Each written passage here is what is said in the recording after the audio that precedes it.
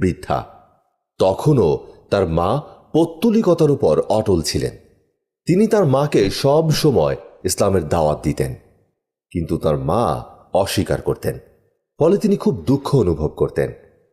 একদিন তার মাকে আল্লাহ ও রসুলের প্রতি ঈমান আনার আহ্বান জানালে তার মা রসুল সাল্লাল্লাহু আলাইহি সাল্লামের প্রতি অশ্রাব্য ভাষায় গালিগালাজ করলেন।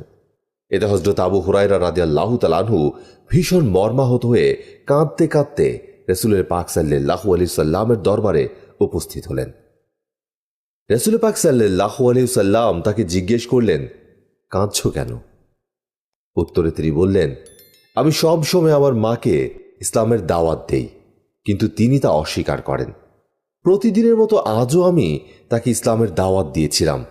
এরপর তিনি আপনার সম্পর্কে এমন কিছু কথা বলেছেন যা আমাকে ভীষণ দুঃখ দিয়েছে। ইয়া রাসূলুল্লাহ,